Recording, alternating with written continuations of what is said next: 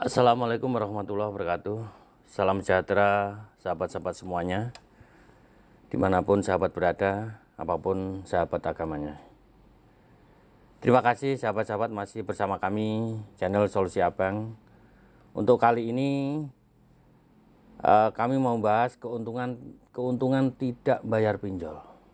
Lah sahabat pasti timbul pertanyaan, tidak bayar pinjol kok ada untungnya? Apa untungnya? Jadi ada untungnya. Untungnya apa? Satu, pasti terima duit. Yang kedua, tidak kembalikan.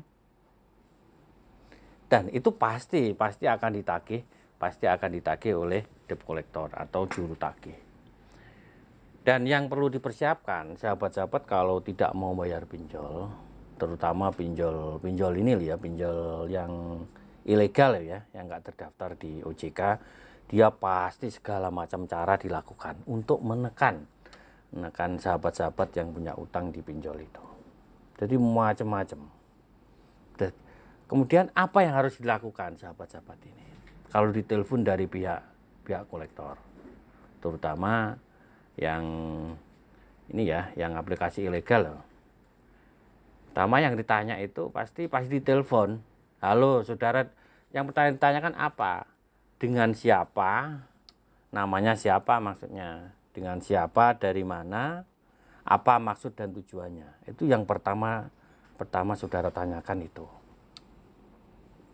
Nah, itu pasti dia ngomong dari aplikasi ini, saudara punya utang sekian, kemudian sekarang sudah jatuh tempo, dan saudara hari ini juga harus mengembalikan pinjaman. Nah, saudara apa yang harus dijawab? Yang harus dijawab ya pertama, kembali lagi yang tadi saya sampaikan, tanyanya nama, keperluan, kemudian dari aplikasi mana. Kemudian apalagi yang perlu dipersiapkan sahabat-sahabat ketika ditelepon kolektor. Setelah identitas ditanyakan, apalagi yang harus ditanyakan. Yang kedua adalah ditanyakan utang saya berapa. Jadi sahabat harus nanya seperti itu, utang saya berapa?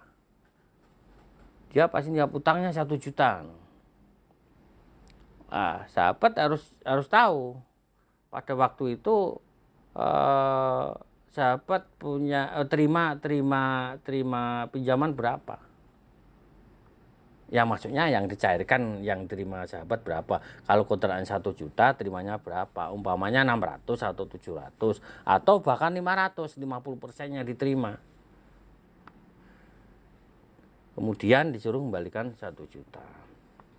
Jadi yang kedua harus dipersiapkan adalah abang harus ingat berapa utang yang diterima atau yang masuk ke rekening sahabat. Umpamanya 500 atau 600, ya kembalikan aja segitu kalau memang mengembalikan.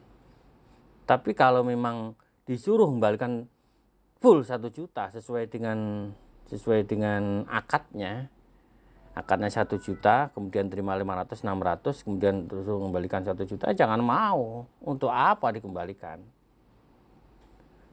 Nah, itu debt collectornya pasti marah-marah. Pasti marah-marah. Nah, kalau memang debt collector marah-marah, apa yang harus dipersiapkan, sahabat-sahabat? Jadi jangan takut. Hidup ini tidak boleh seenaknya. Debt collector nggak boleh seenaknya. Jadi mentang-mentang dia itu nagih utang, kemudian dia ngata-ngatain seenaknya, itu tidak boleh. Semuanya ada aturan mainnya. Kita negara hukum, nggak boleh kita melakukan sesuatu yang di luar koridor hukum. Jadi walaupun sahabat itu punya utang, tapi ya harus tetap diperlakukan dengan baik.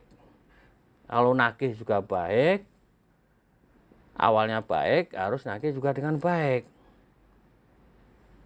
Kemudian itu pasti timbul pengancaman. Bagaimana kalau debt collector ngancam? Ngancam biasanya mesti mau disebarkan datanya. Itu pasti.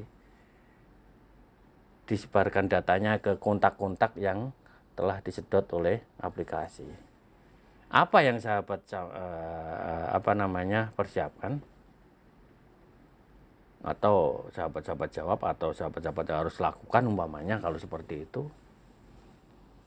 Nah, sahabat jawab, saudara atau kolektor, Anda ngambil nomor yang ada di kontak saya, itu aja sudah melanggar hukum. Pertama.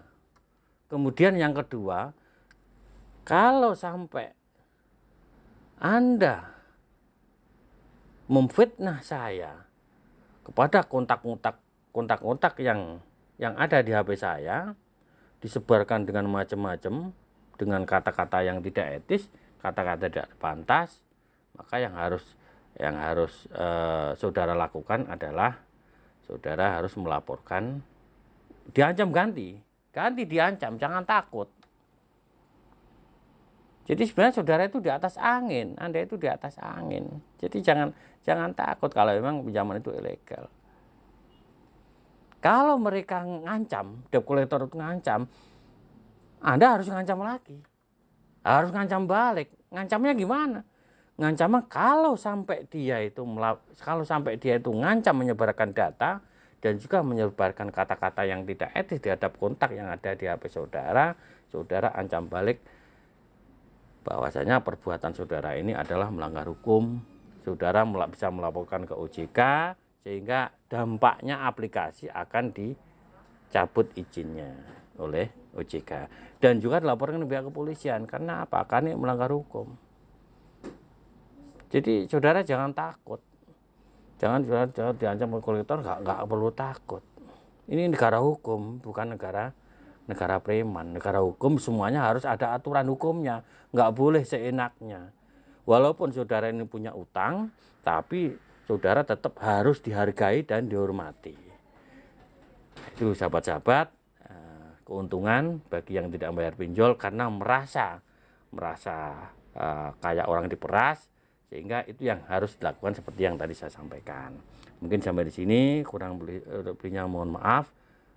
Yang terakhir jangan lupa like, subscribe, komen terhadap channel ini, dan sahabat-sahabat yang perlu konsultasi silahkan klik link yang ada di bawah ini. Sekian, assalamualaikum warahmatullahi wabarakatuh. Salam sejahtera bagi kita semua. Salam sehat selalu, merdeka.